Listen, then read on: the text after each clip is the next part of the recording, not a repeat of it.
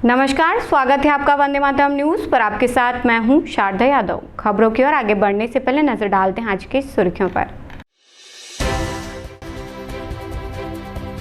युक्तियुक्तकरण के विरोध में शिक्षकों ने बांधी काली पट्टी, जताया आक्रोश।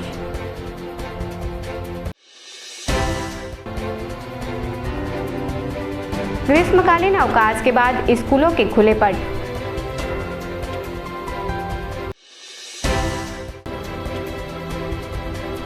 यातायात पुलिस और निगम की संयुक्त कार्यवाही, हटाया अतिक्रमण।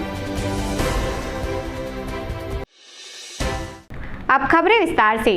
प्रदेश भर में जारी युक्तियुक्तकरण प्रक्रिया का विरोध थमने का नाम नहीं ले रहा है। इसी कड़ी में प्रभावित शिक्षकों ने काली पट्टी बांधकर विरोध दर्ज कराया। शिक्षक साझा मंच के प्रांतीय संचालक डॉक्टर गिरीश केसकर ने बताया कि युक्तियुक्तकरण की इस प्रक्रिया से शिक्षा की गुणवत्ता प्रभावित होगी। इससे न केवल शिक्षक बल्कि विद्यार्थी और अभिभावक भी परेशान होंगे। डॉक्टर केसकर ने कहा कि जिले में 8000 से अधिक शिक्षक काली पट्टी लगाकर विरोध कर रहे हैं। जब तक शासन युक्तियुक्तकरण की प्रक्रिया को निरस्त नहीं करता तब तक काली पट्टी लगाकर विरोध किया जाएगा। उन्होंने सरकार से मांग की है कि शिक्षकों की बात सुनी जाए और शिक्षा व्यवस्था को बेहतर बनाए रखने के लिए पूर्ववत व्यवस्था बहाल की जाए। देखिए, अभी विगत दिनों आप सब ने पूरे छत्तीसगढ़ में देखा है कि जो पूरे प्रदेश में जो शालाओं का युक्तियुक्तकरण, शिक्षकों का युक्तियुक्तकरण, जिसके तहत लगभग जो है 53,000 के जो शिक्षक पद है वो समाप्त हो रहे हैं। 10,500 के लगभग जो है स्कूलें उमर जो होकर के एक प्रकार से समाप्त हो रही, क्योंकि उनका यूडाइस बंद हो रहा है और उमर जो होकर के एक हो रहे हैं। इससे जो है पूरे प्रदेश में सिर्फ शिक्षकों का ही नहीं, पालकों का, अभिभावकों का, बच्चों का, बेरोजगारों को, इन सब का व्यापक नुकसान हो रहा है। और एक चीज और मैं बताना चाहता हूं कि 2008 सेटअप था, जिसके तहत प्राइमरी स्कूल में एक एग्जाम्पल के तौर पे एक प्रधान पाठक और 2 सहायक शिक्षक मिनिमम हुआ करते थे। उसको जो है कम करके 60 बच्चों में उसको कम करके एक प्रधान पाठक और एक शिक्षक का जो सेटअप लागू किया गया। इसी तरीके से सिमिलरली मिडिल स्कूल में और हायर सेकेंडरी स्कूल में ये जो सेटअप जो है उसको चेंज किया गया है। तो इससे जो है पूरे प्रदेश में जो शिक्षा की गुणवत्ता है उसमें वृद्धि नहीं होगी, उसमें कमी होगी। मान लीजिए कि एग्जाम्पल, एक स्कूल में 2 शिक्षक है, इतने सारे गैर शिक्षकी काम होते हैं, कोई बीमार पड़ गया, कोई छुट्टी में है, कोई मेडिकल अवकाश में है, कोई प्रशिक्षण में है, पढ़ाएगा कौन? तो ये जो दिक्कत है वो कल के डेट में आनी है। और हम लोगों ने प्रांतीय मंत्रालय का घेराव करके, ज्ञापन दे करके, मंत्री मिनिस्टरों से मिलकर के अधिकार लाख कोशिश की हम लोगों ने, मतलब ये कि इसमें सरकार हमारी सुने, लेकिन सरकार नहीं सुन रही है। युक्तियुक्तकरण में अधिकारियों द्वारा जो अलग अलग जिलों में भी हमने देखा कि मनमानी तरीके से हो रहा है। जब दावा आपत्ति का प्रावधान ही नहीं था तो एक दिन सूची अलग, दूसरे दिन सूची बदल कैसे जाती, किस हिसाब से बदली बिना दावा आपत्ति के। दूसरा चीज, नजदीक के स्कूलों को छिपा करके दूर दराज के स्कूलों को बताया गया। तो ये सारी भ्रांति, विसंगति, सीनियर को जूनियर, जूनियर को सीनियर, ये सब के विरोध में हम लोगों ने ज्ञापन सौंपा, लेकिन सरकार सुन नहीं रही है, उन पर कोई विशेष कार्रवाई हो नहीं रही। इसके विरोध में हम लोग जो है काली पट्टी लगा करके पूरे प्रदेश में जो है इसका विरोध कर रहे हैं और सरकार से हम मांग करते हैं कि ये जो विसंगतिपूर्ण प्रक्रिया है इस पर तत्काल रोक लगाए। एनसीडीसी में ऐसे कितने शिक्षक हैं इस स्कूल में जो काली पट्टी लगा रहे हैं? प्लस इसके आगे बढ़े, जिले में कुल कितने शिक्षक हैं जो काली पट्टी लगा काम करते हैं? दोनों बताएं। जिले में लगभग अगर देखा जाए पूरे जो शिक्षक एलबी संवर्ग और शिक्षक मतलब जो है अगर देखा जाए तो 8-9 हजार के आसपास जो शिक्षक हैं जो काली पट्टी लगाकर विरोध कर रहे हैं। हमारे स्कूल में भी मतलब जो है 15 टीचर हैं, कुछ लोग लंच में गए हैं अभी मतलब जो है, लेकिन सभी लोग मतलब इस चीज में विरोध अपना प्रकट कर रहे हैं। ये बताइए कि इतना ज्ञापन देने के बाद, इतना सब होने के बावजूद भी प्रशासन के कान में शिक्षा जो साझा मंच है उसकी बात नहीं पहुंच पा रही है, तो आगे कोई कार्यक्रम आप लोग का है या फिर? इसके बाद हम लोग अभी अलग अलग रणनीति बनाए हैं जो क्रमिक रूप से चलेगा। आगे जो है वृहत आंदोलन का ये रूपरेखा हम लोग तय कर रहे हैं, लेकिन हम तत्कालिक तौर पर जो अधिकारी हैं, जो जनप्रतिनिधि हैं, जो अभिभावक हैं, इन सबको हम इसकी विसंगतियों के बारे में पहले अवगत कराएंगे। हम छोटे मोटे जो कार्यक्रम के माध्यम से अभी सरकार को सिर्फ हम ध्यान आकर्षण करें, इतना में भी अगर सरकार नहीं सुनी तो आने वाले समय में अनिश्चितकालीन हड़ताल के लिए शिक्षकों को मजबूर होना पड़ेगा। ग्रीष्मकालीन अवकाश के समापन के बाद जिले के सभी शालाएं पुनः खुल गई हैं। नए शिक्षा सत्र की शुरुआत के साथ ही स्कूलों में प्रवेश प्रक्रिया भी शुरू हो गई है। इसी क्रम में पीडब्ल्यूडी स्कूल रामपुर में भी नए शिक्षा सत्र के प्रथम दिन बच्चों ने एडमिशन लेने के लिए स्कूल का रुख किया। स्कूल प्रबंधन द्वारा बच्चों का स्वागत कर उन्हें पाठ्य पुस्तकों का अध्ययन कराया गया। शिक्षकों ने विद्यार्थियों को नई कक्षाओं में प्रवेश दिलाकर शिक्षा सत्र के प्रारंभ की शुभकामनाएं दी। इस अवसर पर बच्चों में विशेष उत्साह देखा गया। कई छोटे बच्चे पहली बार स्कूल पहुंचे। स्कूल के प्राचार्य ने बताया कि प्रवेश प्रक्रिया जारी है और आगामी दिनों में प्रवेश उत्सव के तहत विभिन्न रचनात्मक और खेल गतिविधियां भी आयोजित की जाएंगी।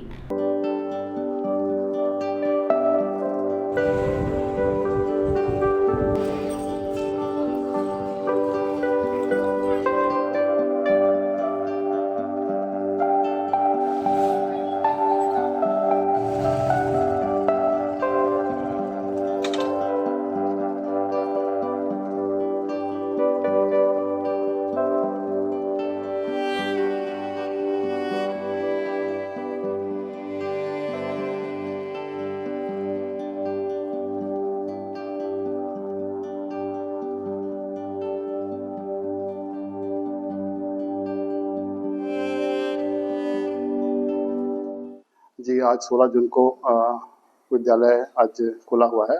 ग्रीष्मावकाश के बाद विद्यार्थियों में छात्र छात्राओं में काफ़ी हर्ष है कि वे फिर से विद्यालय में आए और हमने इस वर्ष विद्यालय का माहौल एक अलग तरह से बनाया है कि जिससे दर्शन संख्या में भी बढ़ोतरी हो और छात्र हंसी खुशी खेल खेल के साथ पढ़ाई में भी अच्छे से ध्यान दे पाएँ।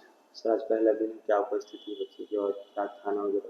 अभी बच्चे आ ही रहे हैं, संतोषजनक उपस्थिति है और निश्चित तौर पे अभी संपर्क करके पालकों से उपस्थिति बढ़ाई जाएगी। आज ग्रीष्मावकाश के बाद शाला प्रारंभ के पहला दिन है। आज हमने पूरे बच्चों को उत्साह के साथ जो है मनाने के लिए हम यहाँ पर आयोजन कर रहे हैं और इसमें जो है सब हमारे शिक्षा समिति सभी सदस्य आज शामिल होंगे और उसमें जो है बच्चों को तिलक लगाकर और उसका मुँह मीठा करके हम लोग कार्यक्रम को सारा प्रवेशोत्सव उत्सव को आयोजन करेंगे। और हमारे यहाँ आज बहुत से बच्चे उपस्थित हुए हैं और सभी बच्चों का जो है कक्षा 9वीं से 12वीं तक के बच्चों का प्रवेश के लिए फॉर्म वितरण किया जा रहा है। पुस्तक भी साथ में हम लोग प्रदान कर रहे हैं और शाला में पूर्ण रूप से तैयारी हो चुकी है। प्रेस क्लब के तिलक भवन में भारतीय जनता पार्टी द्वारा प्रेस वार्ता आयोजित किया गया, जिसमें प्रधानमंत्री नरेंद्र मोदी के नेतृत्व में एनडीए सरकार के 11 वर्ष पूर्ण हुए हैं। इन 11 वर्षों में जो काम हुए हैं उन कामों को आम जनता तक ले जाना, उनसे बातचीत करना, इन कार्यक्रम को लेकर प्रेस वार्ता आयोजित किया गया है। पूर्व विधानसभा उपाध्यक्ष नारायण चंदेल ने कहा कि 11 वर्षों में भारत का मान सम्मान और स्वाभिमान पूरी दुनिया में बढ़ा है। प्रेस वार्ता के दौरान भाजपा के जिलाध्यक्ष, महापौर, विधायक सहित बड़ी संख्या में कार्यकर्ता उपस्थित रहे। हमारे नरेंद्र मोदी जी के आज कुछ संबंध मंत्री सांसदों से, विधायकों से या प्रमुख लोगों से सीधा संवाद करते हैं और उस समस्या का निदान करने का त्वरित ढंग से प्रयास करते हैं। मुझे वहां पर बताया गया रेल भवन में, मैंने कहा कि कुछ ट्रेनें डिस्टर्ब है, उन्होंने कहा कि ट्रेन इसलिए डिस्टर्ब है। देश के माननीय प्रधानमंत्री श्री नरेंद्र मोदी जी के नेतृत्व में भारत की सरकार, एनडीए सरकार के 11 साल जो पूर्ण हुए हैं, उस 11 साल में जो जो काम हुए उन कामों को आम जनता तक ले जाना, उनसे संवाद करना, उनसे बातचीत करना, इस कार्यक्रम को लेकर के हम लोग आए।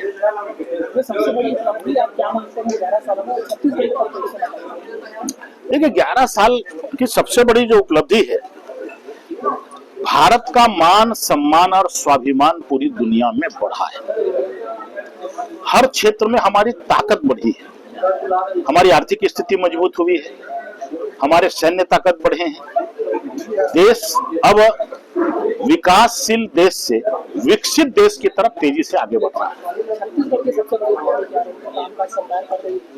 जी, देखिए, छत्तीसगढ़ के परिप्रेक्ष्य में सबसे बड़ी उपलब्धि ये है कि नक्सल मुक्त छत्तीसगढ़ अब होने जा रहा है। पहले सरगुजा भी नक्सल प्रभावित था, अब सरगुजा मुक्त हो गया, लेकिन बस्तर जो नक्सल से पूरा भयाक्रांत था। छत्तीसगढ़ की पहचान बन गई थी। हम बाहर जाते थे कि वही छत्तीसगढ़ से आए जहां पूरे नक्सली। लेकिन आज हमारी सरकार की इच्छा शक्ति कि नक्सलवाद जो है अब अपनी आखिरी सांसें गिन रहा है, वो वेंटिलेटर पे है। प्रदेश की कानून व्यवस्था को लेकर क्या कहिए, क्योंकि रेत का लोग पत्रकारों को दौड़ा रहे हैं। ये देखिए, कानून व्यवस्था तो ठीक है, लेकिन अगर ऐसी कोई घटना है तो उसके ऊपर निश्चित रूप से कार्रवाई होनी चाहिए। मोदी सरकार 3 पॉइंटों पे कई पत्र में जो जैसे 5 में सिलेंडर देने का वादा करता है, देखिए 5 साल के लिए घोषणा पत्र होता है, 1.5 साल या 1 साल के लिए तो होता नहीं। जो हमारा मोदी की गारंटी है, हमारी सरकार उसको पूरा करेगी। कोरबा में ऑर्थोपेडिक और ट्रामा केयर के लिए प्रसिद्ध केंद्र सिद्धिविनायक अस्पताल ने उल्लेखनीय चिकित्सा उपलब्धि हासिल करते हुए CSB कैशलेस स्वास्थ्य योजना के तहत 65 वर्षीय महिला का संपूर्ण हिप रिप्लेसमेंट THR सर्जरी सफलतापूर्वक की है। मरीज CSB के एक सेवानिवृत्त कर्मचारी की पत्नी है, जो अब सहारे के साथ चल रही है और अच्छी तरह से ठीक हो रही है। यह इस क्षेत्र में उपलब्ध गुणवत्ता पूर्ण देखभाल का सच्चा प्रमाण है। वहीं पीड़ित महिला के पति ने बताया कि सिद्धिविनायक अस्पताल में उपचार के बाद उन्हें राहत मिली है। साथ ही उन्होंने डॉक्टर शद्दलनाथ का आभार जताया। ये मेरी मिसेस है। ये हम लोग गांव गए थे। गांव में AC कमरे में सोए। उसके बाद सुबह उसके पैर सुन्न हो गए और उसको उसमें पेशाब आ गई तो वो गिर पड़ी। उसके बाद हम लोग वहाँ से गाँव से यहाँ कोरबा में लाए। फिर कोरबा में भी एक बार फिर गिर गई। उसके बाद आयुर्वेदिक दवा चालू किए तो डॉक्टर बोला कि भाई एक बार एक्सरे निकालो। एक्सरे फिर यहाँ पर आए एक्सरे निकालने के लिए, तो देखा तो फ्रैक्चर है 2 जगह। फिर डॉक्टर बोला ऑपरेशन यहाँ कर सकते हो, यहाँ करो, या रायपुर जहाँ पर भी जाना है आपको जा सकते हैं। लेकिन हम लोग यही समझे कि भाई कोरबा में हम लोग को आना जाना कम पड़ेगा, खर्चा कम पड़ेगा, इसलिए यहीं पर किए। सिद्धिविनायक शद्दलनाथ डॉक्टर के पास।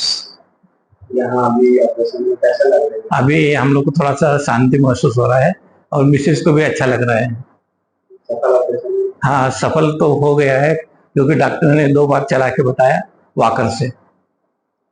अभी 5-6 दिन हो गए ऑपरेशन। डॉक्टर ने ऑपरेशन किया है, कैसे अच्छा तो लग रहा है। इस हिप रिप्लेसमेंट का सफल ऑपरेशन डॉक्टर शद्दलनाथ ने किया, जो अपने समर्पण और सर्जिकल विशेषज्ञता के लिए जाने जाते हैं। उनके मार्गदर्शन में अस्पताल जटिल हड्डी और जोड़ की समस्याओं से पीड़ित रोगियों के लिए आशा की किरण बन गया है। डॉक्टर शद्दलनाथ ने कहा कि यह सफलता केवल चिकित्सक का नहीं है, यह एक टीम का प्रयास है और रोगी की देखभाल के प्रति हमारी प्रतिबद्धता का प्रतीक है। उन्होंने अपनी माता और पूरी मेडिकल टीम को उनकी कड़ी मेहनत और करुणा के लिए अपना हार्दिक आभार व्यक्त किया। एक 65 वर्षीय महिला थी जिनका कि जो दाहिना कूल्हा था उसमें फ्रैक्चर हो गया था, फ्रैक्चर नेक ऑफ फीमर, और वो थोड़ा पुराना हो गया था, तो चलने फिरने में असमर्थ थी, ठीक से प्रॉपर बैठ नहीं पा रही थी। तो फिर हमारे पास आए, तो फिर हमने प्रारंभिक इन्वेस्टिगेशन कराया और एक्सरे में उसको पाया कि ये थोड़ा सा क्या नेक एब्जॉर्ब हो गया है और फ्रैक्चर हो गया है, इसका फ्रैक्चर नेक ऑफ फीमर हो गया, कूल्हे का फ्रैक्चर हो गया। तो हमने टोटल हिप रिप्लेसमेंट प्लान किया और थोड़ा जटिल था, काफी जटिल था, और करीब 2 से 2.5 घंटा सर्जरी किया। इसमें जो बेसिक चीज आपको बता दूं, इसमें एक्चुअली क्या होता है, एक फ्यूमरल कंपोनेंट होता है, एक एसिटोबुलर कंपोनेंट होता है। एसिटोबुलर कंपोनेंट जैसे कि हिप जॉइंट में एक कप होता है, एक गोला होता है। इसमें गोला को भी अपन ने प्रत्यारोपित किया और कप को भी प्रत्यारोपित किया। तो ये वाकई में एक चैलेंजिंग ऑपरेशन है और इसमें पूरी टीम ने मेहनत की है और माँ बाप का आशीर्वाद है, हमारी माता जी श्रीमती सतीनाथ का, इसमें काफी उनका भी आशीर्वाद था। और बाकी इसको हम लोग ईश्वर से ये कामना कर रहे थे कि सफल हो। पेशेंट चलने फिरने मतलब वॉकर से चल रहा है, उम्मीद है 2 से 3 हफ्ते में बिना स्टिक के भी चलेगी। और ये वाकई कोरबा के लिए एक बहुत बड़ा गर्व का विषय है कि इस तरह की सर्जरी हम लोग आज कोरबा में कर पा रहे हैं, जो कि पहले महानगरों में ही होता था।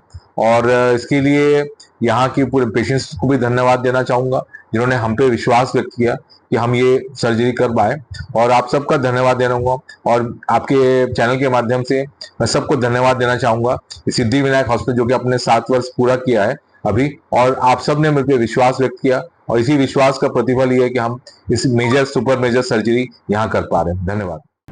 मानदेय शिक्षकों ने सोमवार को कलेक्टर कार्यालय पहुंचकर प्रशासन को ज्ञापन सौंपा। शिक्षकों ने मांग की है कि युक्तियुक्तकरण बंद किया जाए, उनका पद समाप्त न किया जाए और उन्हें पूर्व की भांति कार्य पर बनाए रखा जाए। साथ ही शिक्षकों ने मानदेय वेतन शीघ्र दिलाए जाने की भी मांग की है। शिक्षकों ने बताया कि लंबे समय से वे कम वेतन पर सेवाएं दे रहे हैं, लेकिन अब उनका पद समाप्त करने की बात कही जा रही है, जो उनके परिवार की आजीविका पर संकट खड़ा कर देगा।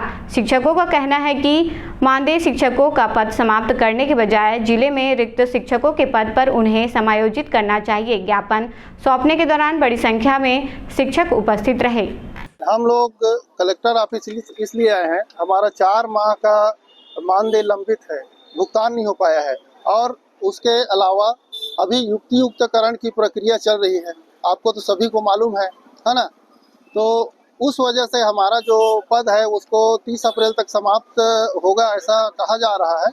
अभी तक तो आदेश जारी नहीं किए गए हैं। तो हम लोग का मानना यही है कि हमने साल भर अपने स्कूल में है ना सच्चे लगन से 100% अपना दे करके शिक्षा कार्य किया है, अध्यापन कार्य किया है, उसका बिल्कुल बच्चों को भी फायदा हुआ है।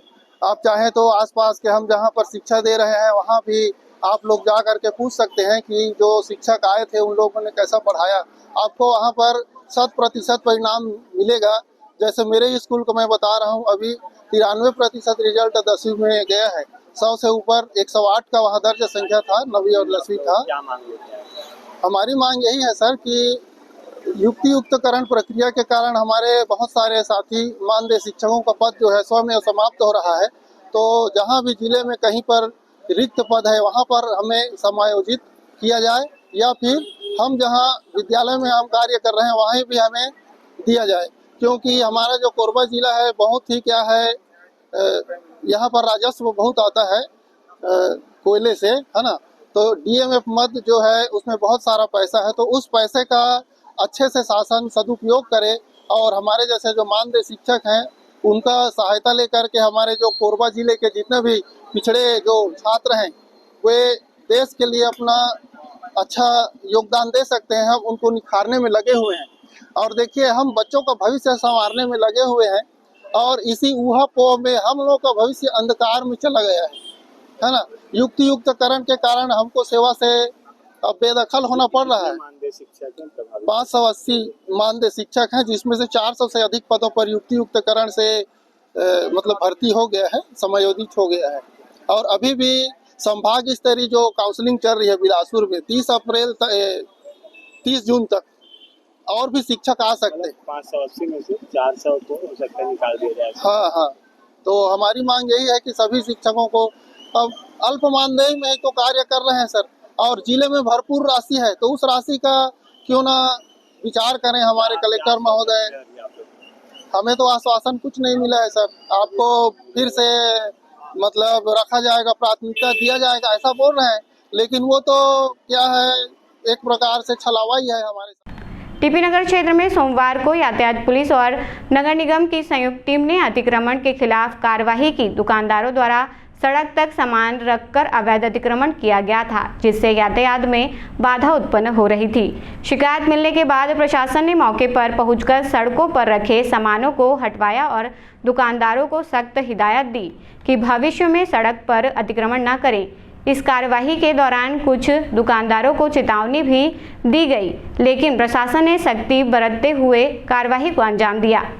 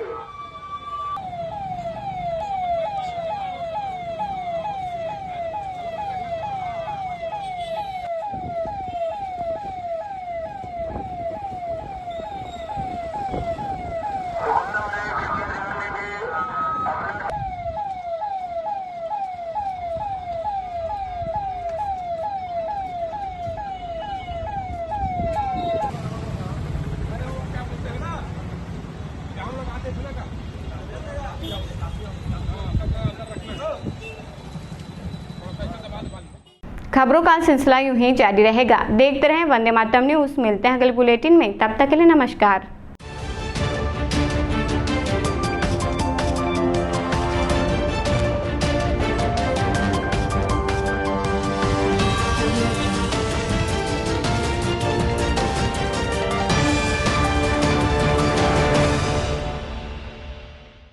सिद्धि Vinayak hospital, a unit of orthopaedic surgery and trauma management.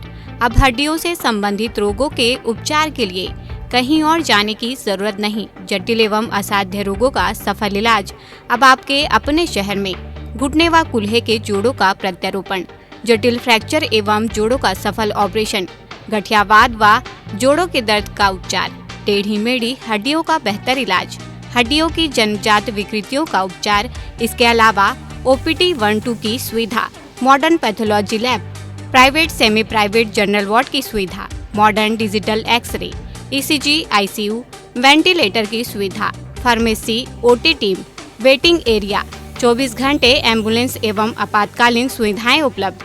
हमारा पता Siddhi Vinayak hospital, doctor Shadalnath, plot number 52, Bluebird school के पीछे, कोसाबारी, कोरबा। इसके अलावा अब हमारा नया संस्थान सिद्धि विनायक प्राथमिक एवं ट्रामा सेंटर, उर्गा।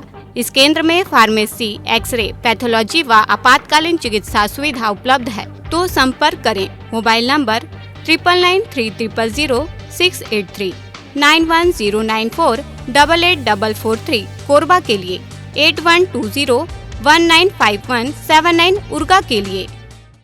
आ गया आपके शहर कोरबा में छत्तीसगढ़ी डिज्नीलैंड मेला, जहां आपको मिलेगा टावर हवाई झूला, बैग डांस झूला, टोरा टोरा झूला, ड्रैगन झूला, नाव झूला और भी बहुत कुछ।